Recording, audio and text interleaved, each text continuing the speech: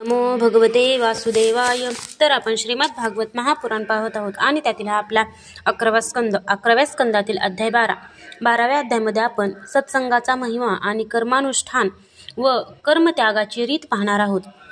श्री भगवान म्हणतात, सर्व आसक्ती नष्ट करणाऱ्या सत्संगामुळे भक्त मला जसा प्राप्त करू शकतो तसा योग, सांख्य, धर्म, स्वाध्याय, तप, त्याग, इष्ट, अपूर्त, दक्षिणा व व्रते, यज्ञ, तीर्थे, नियम, यम इत्यादी साधनांनी मला मिळू शकत नाही.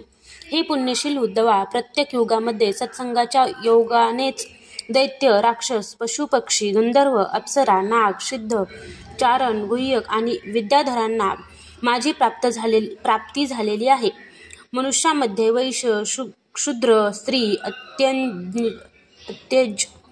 अंत्यज इत्यादी रजोगुणी, तमोगुणी स्वभावाच्या पुष्कळशा जीवांनी माझे परमपद प्राप्त करून घेतले आहे.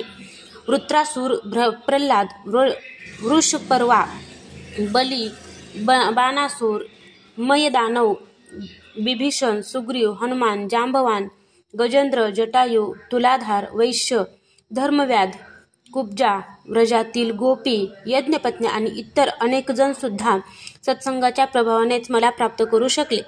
त्यांनी वेदाध्ययन केले नव्हते की महापुरुषांची उपासना केली नव्हती.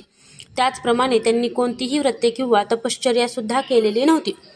केवळ सत्संगानेच ते मला येऊन मिळाले.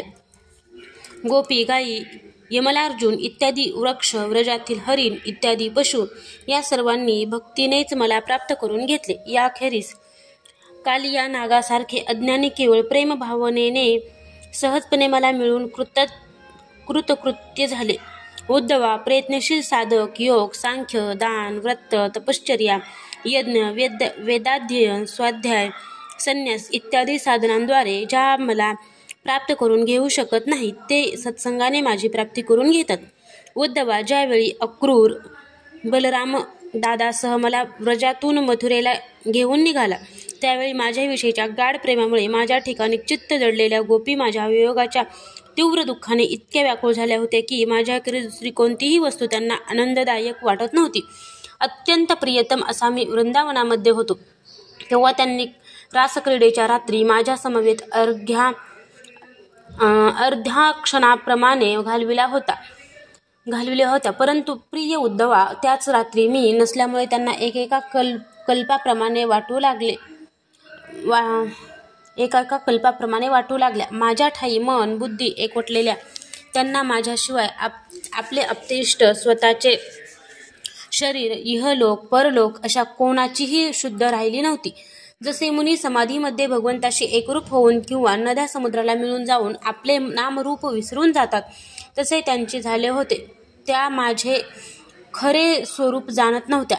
त्या मला फक्त प्रियतमच समजत होत्या आणि जार भावाने भेटण्याची इच्छा करीत होत्या. असे असूनही त्या शेकडो हजारो स्त्रियांनी केवळ सत्संगाच्या प्रभावानेच परब्रह्म अशा मला प्राप्त करून घेतले. म्हणून हे उद्धवा, तू विधी, निषेध, प्रवृत्ती किंवा निवृत्ती तसेच इह परलोकांसंबंधी सर्व कर्माचा त्याग करून सर्व प्राण्यांचा आत्मा असलेल्या एकमेव मला परमात्म्यालाच अनन्य भावाने शरण ये, मग तुला कोणत्याही प्रकारचे भय राहणार नाही. उद्धव म्हणाला, हे योगेश्वरांचे ईश्वर, आपला उपदेश ऐकून माझ्या मनात संशय उत्पन्न झाला आहे. तो असा, स्वधर्मानुसार मी कर्म करावे की सर्व सोडून आपल्याला शरण यावे.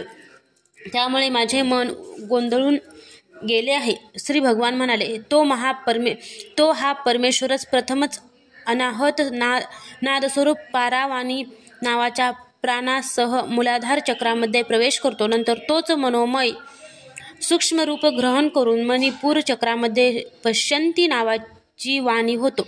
नंतर तोच कंठस्थानी असलेल्या विशुद्ध नावाच्या चक्रात येऊन मध्यमा नावाने वाणीचे किंचित स्थूल रूप धारण करतो. त्यानंतर तोच मुखामध्ये येऊन ह्रस्व, दीर्घ इत्यादी मात्रा, उदात्तादी स्वर आणि ककारादी वर्ण इत्यादी रूपांनी वैखरी नावाची स्थूल वाणी होतो. जसा आकाशात वाऱ्याचा मित्र अग्नी हा उष्णतेच्या रूपात असतो, तोच जोराने लाकडावर लाकूड घासले असता ठिणगीच्या रूपात प्रकट होतो. नंतर तोच हरिद्रव्य मिळाल्यानंतर प्रज्वलित होतो. त्याचप्रमाणे या वाणीच्या रूपाने मीच प्रकट होतो. याचप्रमाणे कर्म करणे, चालणे, मलमूत्र विसर्जन करणे, वास घेणे, चव घेणे, पाहणे, स्पर्श करणे, ऐकणे, मनाने संकल्प विकल्प करणे, बुद्धीने निश्चय करणे, अभिमान धरणे इत्यादी सर्व क्रिया तत्व तसेच तत्व, रज, तम इत्यादी तिन्ही गुणांची कार्य हे सर्व मीच आहे असे समज. त्रिगुणमय ब्रह्मांडरूपी कमळाचे कारण हा परमात्माच आहे. प्रथमच तो एकच अव्यक्त होता. नंतर काल व माया यांच्या साह्याने तो अनेक रूपांमध्ये प्रकट झाल्यामुळे अनेक असल्यासारखा वाटू लागला. जमिनीत बी पेरल्यानंतर ते जसे अनेक रूपांमध्ये विस्तार पावून प्रकट होते तसे हे आहे. कपड्यांमध्ये जसे धागेच ओतप्रत असतात त्याचप्रमाणे या परमात्म्यामध्येच सारे विश्व ओतप्रत भरले आहे. हा पुरातन संसाररूपी वृक्ष कर्ममय आहे. ते कर्मच भोगरूप फुले आणि मोक्षरूप फळ उत्पन्न करते. पाप आणि पुण्य ही या संसाररूपी वृक्षांची 2 बीजे आहेत. शेकडो वासना याच्या मुळ्या, 3 गुण ही त्याची 3 खोडे, पंचमहाभूते याच्या 5 फांद्या आहेत. यामधून 5 प्रकारचे रस, शब्द, स्पर्श, रूप, रस आणि गंध बाहेर पडतात. 10 इंद्रिय आणि 1 मन ह्याही याच्या फांद्याच होत. 1 जीव आणि 1 ईश्वर या झाडावर घरटे बांधून राहतात. वात, पित्त, कफ याच्या 3 साली आहेत. सुख दुःख ही 2 फळे होत.